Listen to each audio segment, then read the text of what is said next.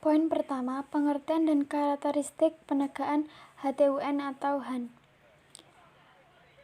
Pengertian penegakan hukum. Hukum yaitu kumpulan peraturan atau kaidah mempunyai isi yang bersifat umum dan normatif. Umum karena berlaku bagi setiap orang dan normatif karena menentukan seharusnya dilakukan, apa yang tidak boleh dilakukan atau harus dilakukan, serta menentukan bagaimana caranya melaksanakan kepatuhan pada kaidah-kaidah.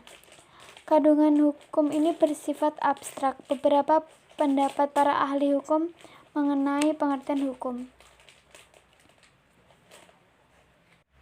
Yang pertama, Hans Kelsen. Hukum itu sebagai suatu sistem kaidah.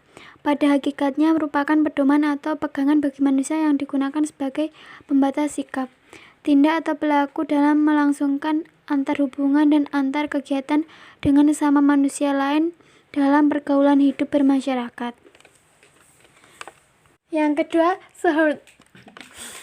Hukum dapat dilukiskan sebagai suatu jaringan nilai-nilai kebebasan seperti kepentingan pribadi di satu pihak dan nilai ketertiban sebagai kepentingan antar pribadi di lain pihak. Nilai kebebasan dan nilai ketertiban bagaikan hukuman kutub yang selalu berada dalam ketegangan. Oleh karena itu manusia itu hidup harus berperan guna mendapatkan keserasian antara kedua nilai tadi sehingga tercapai kehidupan yang seyogyanya dalam bermasyarakat. Selanjutnya, karakteristik penegakan hukum. Hukum memiliki sifat yaitu umum tidak memihak. Sifat umum tidak memihak adalah segala ketentuan atau peraturan hukum dibuat berdasarkan keadilan yang umum. Jadi hukum bukan untuk kepentingan golongan manusia dalam masyarakat, melainkan untuk kepentingan melindungi semua anggota masyarakat, semua warga negara dan penduduk yang ada dalam suatu negara yang diganggu atau dirugikan baik oleh anggota masyarakat lainnya, badan-badan kemasyarakatan, atau oleh pemerintah sendiri. Poin yang kedua, macam-macam sanksi administrasi bersifat umum dan bersifat sektoral. Dalam hukum administrasi negara, penggunaan sanksi administrasi merupakan penerapan kewenangan pemerintahan di mana kewenangan ini berasal dari aturan hukum administrasi negara tertulis dan tidak tertulis. Pada umumnya memberi kewenangan kepada pemerintah untuk menetapkan norma-norma hukum administrasi negara tertentu.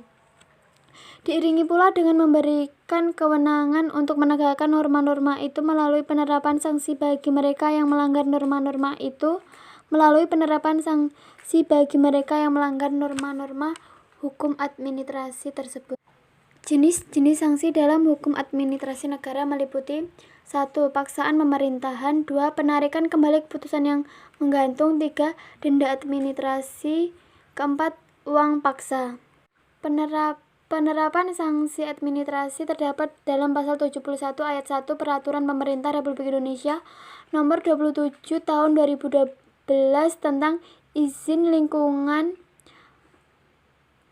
Peraturan Menteri Lingkungan Hidup RI Nomor 2 Tahun 2013 tentang pedoman penerapan sanksi administratif di bidang pelindungan dan pengelolaan lingkungan hidup. Pasal 4 ayat 1 penegakan izin lingkungan yang melanggar ketentuan dikenakan sanksi administrasi yang meliputi 1.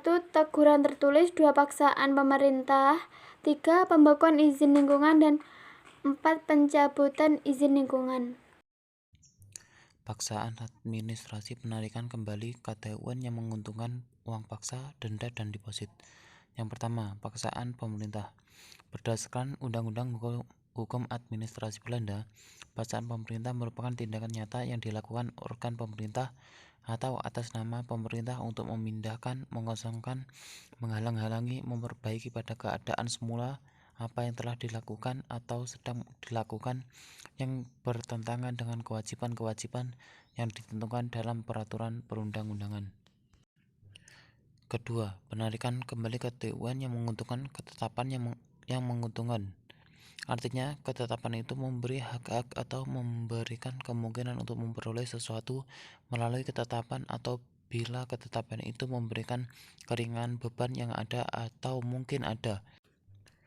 Pengenaan uang paksa. Mempunyai pendapat tentang pengenaan uang paksa ini, menurutnya bahwa uang paksa sebagai hukuman atau denda jumlahnya berdasarkan syarat dan dalam perjanjian yang harus dibayar karena tidak menunaikan, tidak sempurna melaksanakan, atau tidak sesuai waktu yang ditentukan.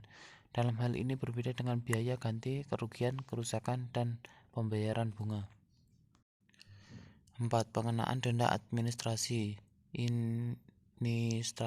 Menurut Dehen DKK menyatakan bahwa terhadap perbedaan dalam hal pengenaan denda administrasi ini, yaitu bahwa berbeda dengan pengenaan uang paksa yang ditujukan untuk mendapatkan situasi konkret yang sesuai dengan norma. Denda administrasi tidak lebih dari sekedar reaksi terhadap pelanggaran norma yang ditujukan untuk menambah hukuman yang pasti.